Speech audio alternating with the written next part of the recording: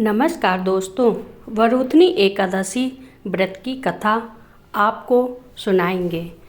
कथा को अधूरी मत छोड़िएगा, कथा पूरी ही सुननी बहुत ही शुभ होता है। धर्मराज युधिष्ठिर बोले, हे भगवान, मैं आपको नमस्कार करता हूँ। आपने चैत्र मास के शुक्ल पक्ष की एकादशी अर्थात कामदा एकादशी के बारे में विस्तार पूर्वक बतलाया। अब आप मुझे कृपा करके वैशाख कृष्ण एकादशी का क्या नाम है तथा उसकी विधि एवं महत्व क्या है।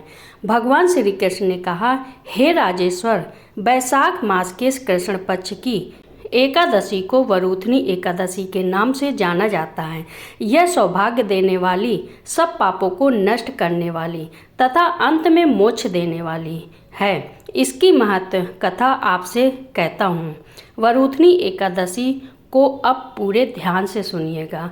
यह कथा शुरू हो रही है। प्राचीन काल में नर्मदा नदी के तट पर मांधाता नामक राजा राज्य करते थे। वह अत्यंत दानशील तथा तपस्वी थे। एक दिन जब वह जंगल में तपस्या कर रहे थे, तभी न जाने कहाँ से एक जंगली भालू आया और राजा का पैर चबाने लगा। राजा पूर्ववत अपनी तपस्या में लीन रहे। कुछ देर बाद पैर चबाते चबाते भालू राजा को घसीटकर पास के जंगल में ले गया। राजा बहुत घबराया, मगर तापस धर्म अनुकूल उसने क्रोध और हिंसा न करके भगवान विष्णु से प्रार्थना की। करुण भाव से भगवान विष्णु को पुकारा। उसकी पुकार सुनकर भगवान श्री हरि विष्णु प्रकट हुए और उन्होंने चक्र से भालू को मार डाला। राजा का पैर भालू पहले ही खा चुका था। इससे राजा बहुत ही शोकाकुल हुए। उन्हें दुखी देखकर भगवान विष्णु बोले, हे वत्स, शोक मत करो। तुम मथुरा जाओ और वरुथनी एकादशी का व्रत रखकर मेरी वराय अवतार मूर्ति की पूजा करो। उसके प्रभाव से पुनः सुदृढ़ अंगों वाले हो जाओगे।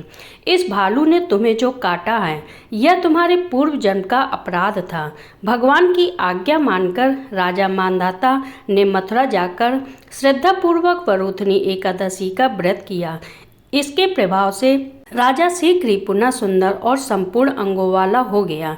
इसी एकादशी के प्रभाव से राजा मांधाता स्वर्ग गए थे। जो व्यक्ति भय से पीड़ित है, उसे वरुथनी एकादशी का व्रत रखकर भगवान विष्णु का स्मरण करना चाहिए। इस व्रत को करने से समस्त पापों का नाश होकर मोक्ष मिलता है।